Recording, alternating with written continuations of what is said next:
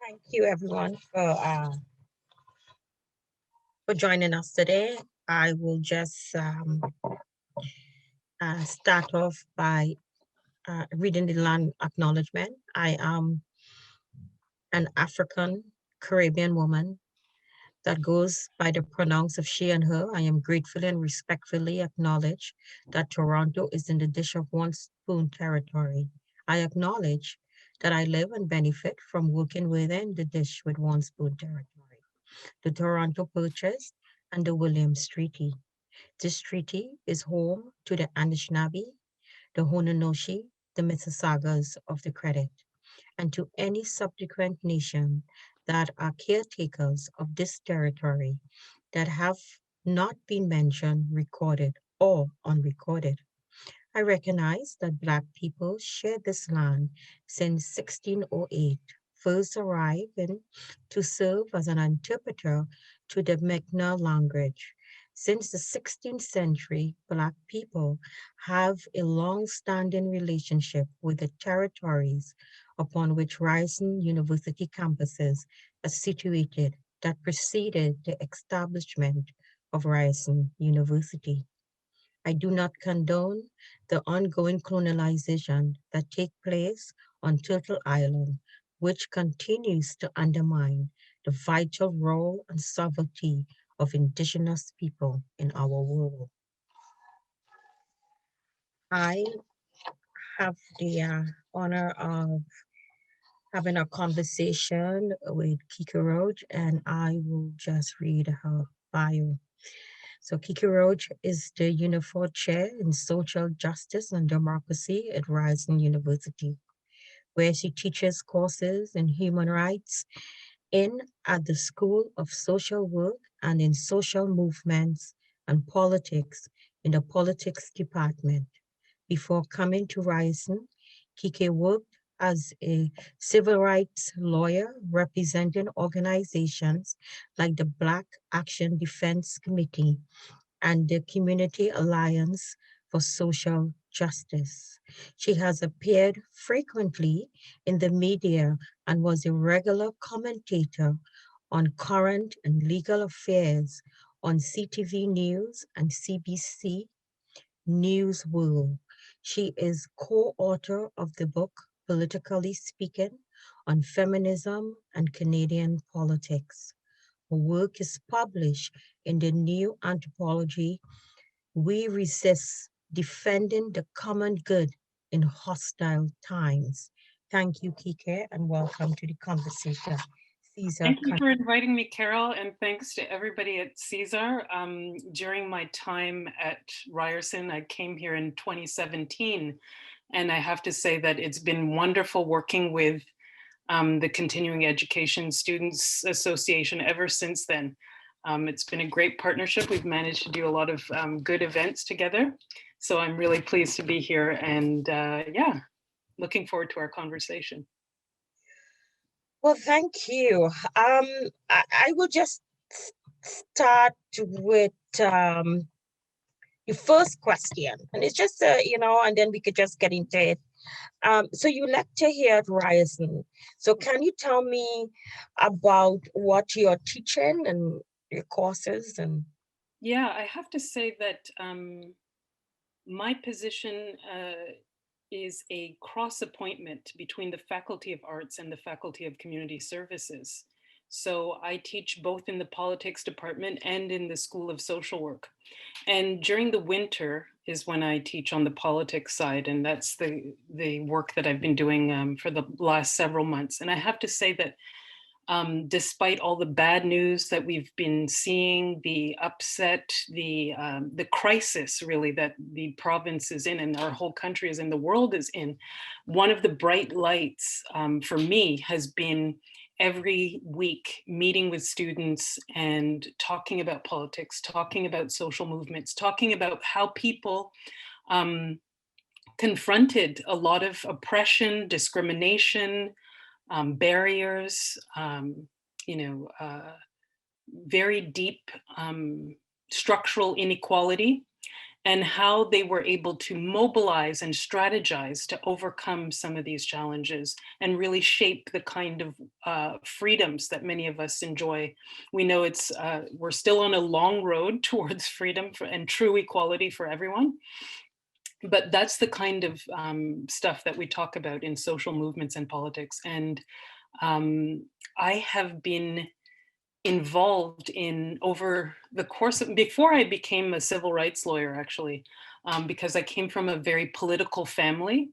So I remember even from being a little girl, I was out in the streets protesting. My parents would drag me to all kinds of political meetings and stuff like that. So it was very much in my upbringing and awareness that people needed to be involved in what I didn't understand was politics at the time. I thought it was people coming together to defend our lives, because one of the things that really marked me and shaped my whole life was the killing of a man named Albert Johnson. He was somebody who was shot to death by a police officer, Toronto police officer, in his own home in downtown Toronto. And he was killed in front of his little daughter. So she actually witnessed her father being killed by this officer. And my parents knew this family. And my dad took me to the home of the Johnson family when Mrs. Johnson called him in distress, because she was also in the home at the time. And so that really marked me. The first time I ever went to a funeral home was to be present at the funeral proceedings for Mr. Johnson. So then that led me into a whole thing where, you know, it just kind of seared itself into me as a young child that I have to do something to fight back against this. So it was lodged in my consciousness then. Of course, as a little girl, I didn't realize that I one day would be in a courtroom, like cross-examining police officers who'd killed people and things like that. But it was a natural kind of trajectory from that kind of sort of traumatic event. And so I've stepped away from practicing law, but I get to continue talking about just these kinds of issues in the classroom. And boy, is it ever a time to be speaking about this as we witness a global movement, right, for Black lives unfolding, and the eyes of the world on trials like the George Floyd trial and so on.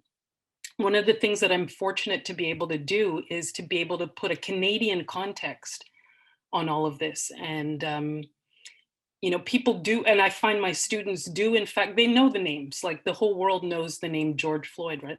But one of the things that, you know, it still takes me aback is when dialoguing with my students, they say, yeah, we know that name. But when I tell them the names, you know, Albert Johnson, Kenneth Allen, DeAndre Campbell, Andrew Loku, Jermaine Carby, they don't know these names. They do not know these names at all. So I feel that it's one of my missions with this course, especially social movements and politics, to kind of unmask and strip away some of the mythology about what this nation is all about, what happens in Canada, how people assert their rights, how people's rights are violated, because this is what's happening all around us. And I think what I encounter year after year is students who are shocked to find out some of these hidden truths. And so I think it's both disturbing in a way, but it's also, I feel proud that by the end of the course, I get reflections back from students who are saying, wow, I didn't know this. I didn't know that women had to fight for reproductive rights. They thought it was just part of healthcare. people saying to me who are third and fourth year students, right? And I have students from across the university who are studying all kinds of different things because my course is an open elective. But I have third and fourth year students saying to me, wow, I didn't know slavery existed in Canada. Wow, I did not know that we had segregation in Canada. Wow, I did not know that as a Black person, the majority of people in the Black community could not get any other kind of job other than as a domestic worker or a sleeping car porter on the trains, right? They're saying things to me like, wow, they didn't understand the history of immigration even in Canada. They didn't realize that our government had formal policies to keep out people from basically the majority of the world, right? And so when they come to find out that Black people have played a central role in this, Asian people have played a central role, women have played a central role in shaping the kinds of freedoms that they just take for granted, it really is an eye opener to them. But what becomes even more of an eye opener is when I bring in guest speakers. So I invite, and this year I did it even more than I normally do. I always have some guest speakers, but this year I made a more emphasis on bringing in more different voices because I thought that we should take advantage of the fact that we don't see each other, we're not socializing as much, to have conversations, right, with a wide variety of people. And I found that my students really enjoyed that. They liked the conversational style, and they found that they were learning just as much, if not more sometimes, than in their standard, pre-recorded lectures with one professor just, drawing on their expertise and conveying a message to them. So what became even more eye-opening to them is that a lot of these realities are not just historical, right? But they're very much in the present day.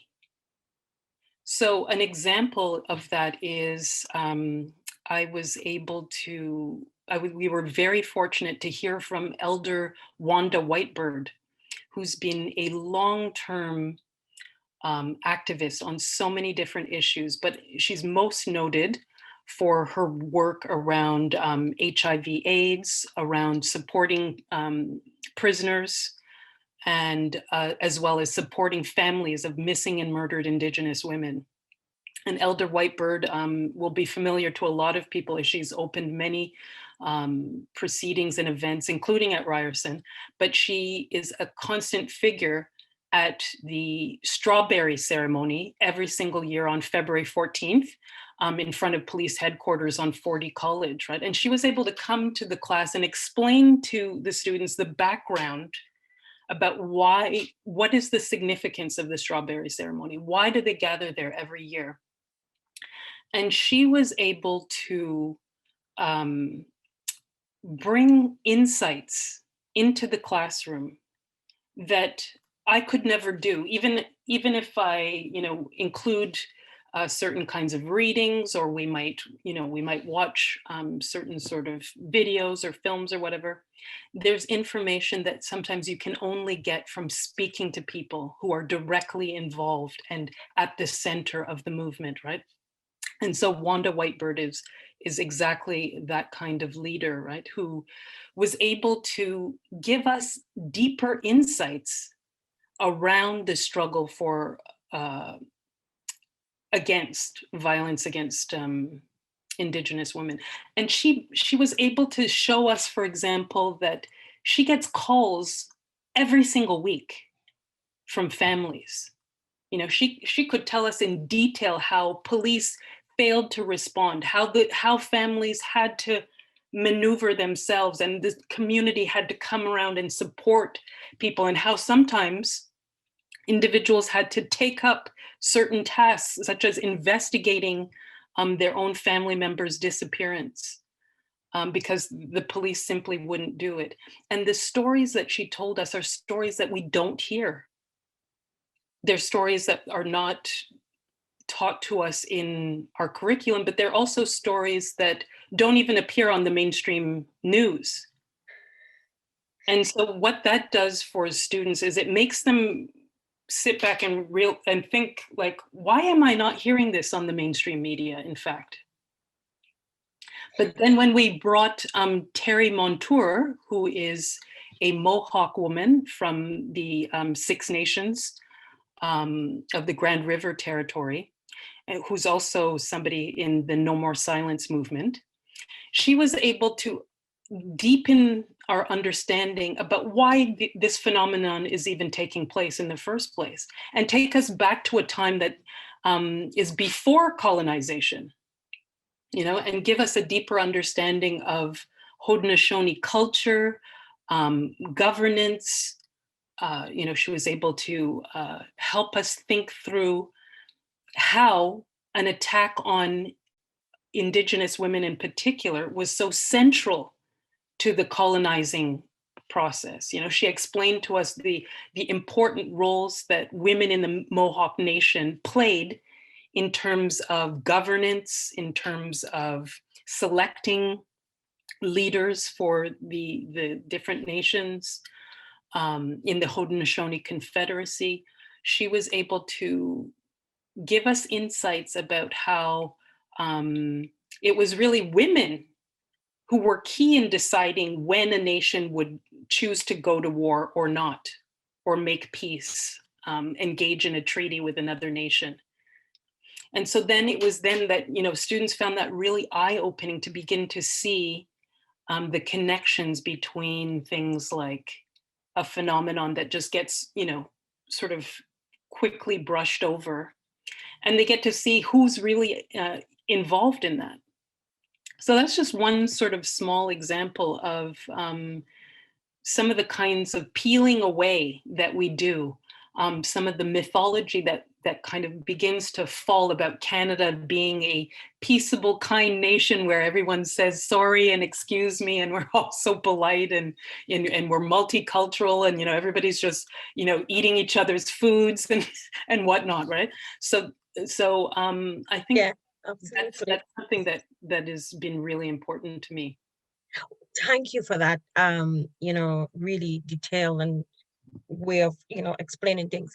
I just tweeted out Dr. Shaman Nelson tweet when she said, over 200 years of Canadian slavery, and it's not being taught in the schools, not in high school, not in colleges, not in university. So what is happening here?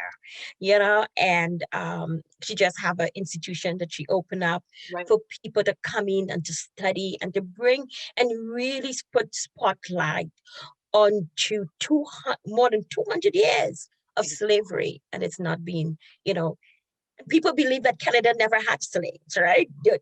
They would. Right. So thank you for that. They hear the narrative of the Underground Railroad and how enslaved people escaped to Canada, but they don't hear about what's going on here. And I think to not know that history is a disservice to our students and to the whole Canadian populace, basically, because then we don't have a context for understanding the disparities that continue to this day, right? Like, why is it that to this day, we have racialized people who are doing certain kinds of jobs, right? It begins to make more sense, and you begin to contextualize and see the role that government has played when we start to delve into, as we do in my course, how were the Chinese workers treated when they were brought here to build the railways? How were South Asian people dealt with when they came here, or they attempted to come here and settle with their families? And what kind of opportunities were made available or not made available to them when they did come, right? So it's important, I think, to have these historical contexts, but not just to talk about discrimination and things that were done to people, but also to see that people were quite powerful, and even in small numbers, forming coalitions with other groups, such as Black workers did with Jewish labor committees and other kinds of alliances that were made over time to build a kind of strength and to be able to play a very, very significant role in creating institutions. I think people don't realize the extent to which non-white people have really shaped things like the different human rights commissions that we've had, informing the feminist movement, informing things like the Charter of Rights and Freedoms, moving us all into various different professions. Yes, absolutely. These are major things that people are happy to find out, like, how did that happen? What was the process? What were the struggles, the challenges? How did they overcome them?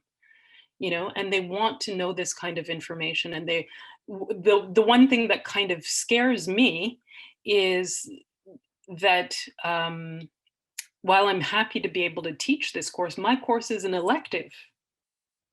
It's not embedded into the curriculum. So we actually talk about that in the class, right? We talk about, is education really neutral?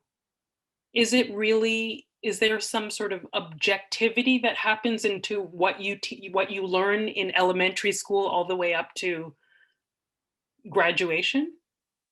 And as they begin to hear all of these significant people who have been part of the feminist movement, been part of queer liberation, been part of the Indigenous land defense and sovereignty struggles, been part of the disability justice movement, as they begin to hear about directly from these folks, the message becomes very clear. Whoa, there's no such notion as some sort of neutral or objective course of curricula that we study. And so that's what I'm after. I'm after people being able to emerge, asking critical questions and trying to figure out why is this and what can we do about it?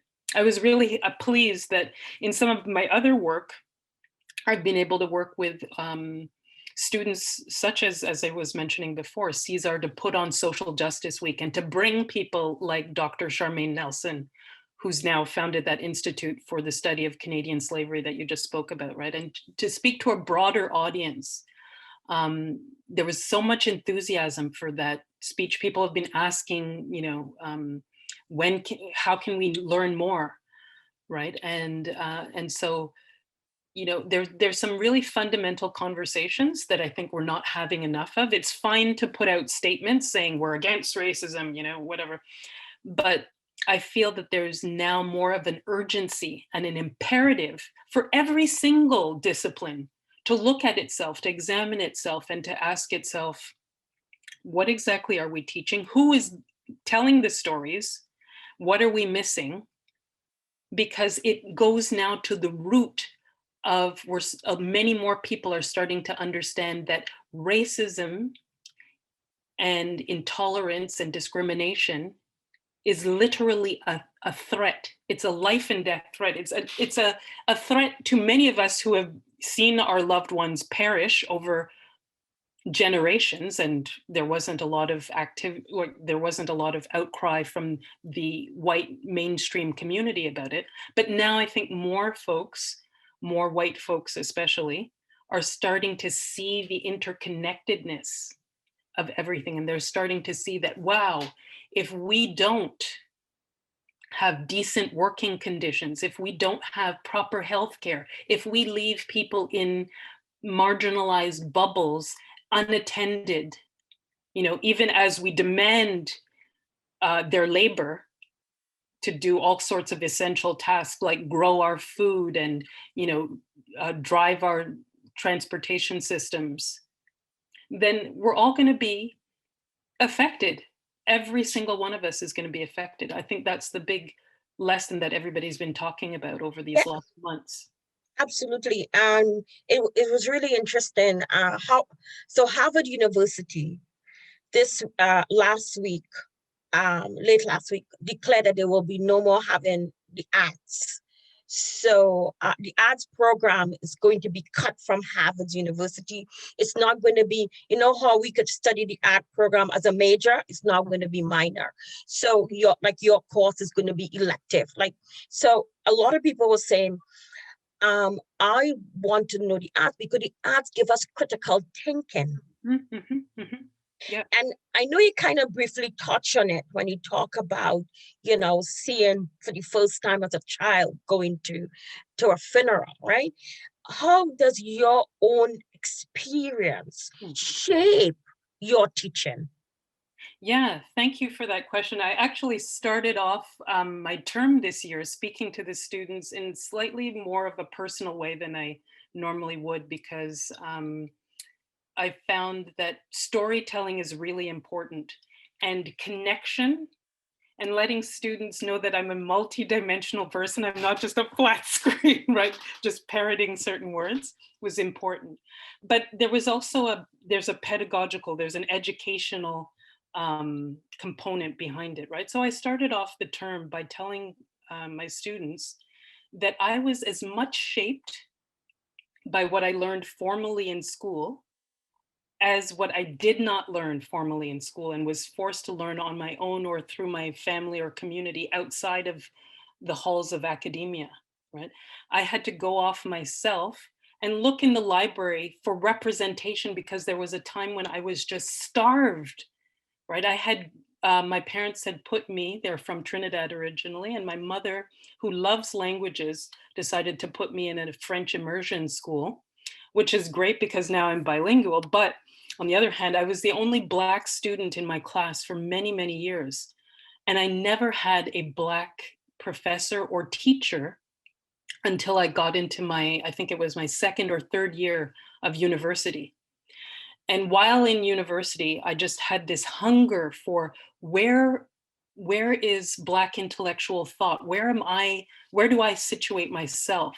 Why am I not included in the curriculum? And that led me to to connect with other students in the Black Students Network. And we banded together because we realized that we had this common experience of this hunger and thirst and wondering why we were disappeared from the curriculum and from, formal higher education especially. And so we banded together to put pressure on the university to get more courses, to hire more Black professors. Sound familiar? But the thing is that Yes. one day I found this text of a book called Sister Outsider by Audre Lorde, who was an unapologetic Black lesbian feminist poet, writer, thinker, brilliant philosopher, theorist, organizer, publisher, just an incredibly dynamic woman who made a huge impact in the feminist movement. And it was through reading her text that I really began to sort of understand myself better. And it was the book that I used to come out to my mother, actually. But I went into, and I was studying philosophy of all things. I was the only Black person in my program for 4 years. The only Black person as a student or as Wow. any faculty. Everyone else around me, there was like maybe 1 or 2 Asian people, but that's it. So that was a very lonely experience. But I took this one course called Philosophy of Feminism. And I thought in that course, finally I will be represented. I went into the course and we're reading, week after week after week. My professor, who I really respected because she was so knowledgeable and she was such a good teacher, didn't have any texts about Black women or Asian women or South Asian women or Indigenous women for that matter, in a course called Philosophy of Feminism. Yeah, so I confronted her and I said, I brought my Audre Lorde book because I realized on my own that Audre Lorde was famous. She was internationally known. I said, why don't we have an author like this person? And the professor answered, oh, well, we already have too many, I've been told we have too many readings, so we can't cover it all. And that was her response. So I kept at her. And in the last course, in the last a week of the lecture, she said, I'm going, as a response to a student, I'm going to talk about inclusion and diversity. And she drew a square on the blackboard And she said, there are certain people who are marginalized, and she drew lines outside of this square. And when you're marginalized, it can be helpful actually, because you can see into the center, you can see how the system works, and that can give you a different perspective. And then she said a few other words, and she ended her, that was the class on diversity. And I remember being so furious about that. I went off, I founded a group with a bunch of other women to push on these issues even more. And the next year, that same professor who was so reluctant Yes. and defiant changed her course.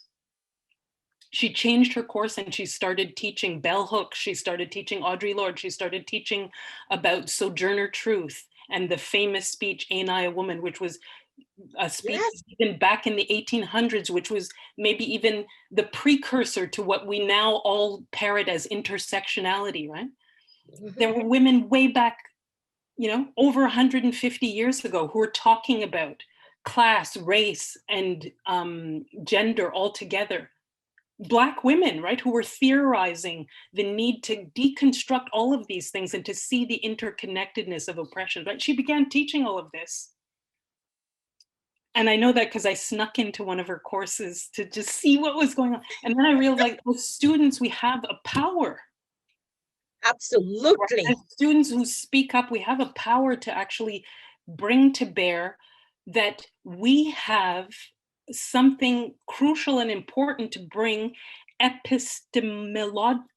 in our epistemology, meaning our ways of knowing, ways of understanding, right? That we contribute to a rich culture of intellectualism and creativity when it comes to pushing the agenda, and that we have a political presence. And that's what I want students in my courses to really understand. I think it's crucial for them to understand this, not from just a point of view of like, oh, we want diversity because we want more color, a Black one, a white one, a queer one. I want them to understand these things because this is not just a matter of diversity for diversity's sake, but it's a matter of understanding that all of these different components and getting to see things in a complex manner and understanding how important coalition building is, how important it is to be able to listen carefully to what somebody else is saying, to be able to see things from a different standpoint, right, is part of our very survival. Being observant, right, being able to understand and maneuver in difficult and complex situations. It enhances our critical thinking powers. It strengthens us, in fact, to be able to know how to draw on the multiplicity of the ancestral knowledge, of the global knowledge of humanity. And that, to me, when we use the word university, it means universe, right? The universe is contained in that word. So that means that we must bring to bear different ways of knowing, different experiences. All of these are things to learn from, and that we cannot really be truly edified and be truly educated in a monoculture. We have nature to look around us to see. Nothing survives in a monoculture. Monoculture is death. Nature itself is diversity, is heterogeneity, is, complexity, it's difference coming together and in harmony. And students, I think it's so important for them to take away this multiplicity of different experiences or knowledges from these different speakers and from somebody like me, because think about what they're going into. They're going into journalism, they're going into social work, they're going into healthcare, they're going into creativity, as you just said, right? They're going into professional communications, documentary making, whatever, so many different disciplines, business. there is no discipline that is taught at any university that cannot benefit from a multiplicity of ways of knowing and hearing from different kinds of people.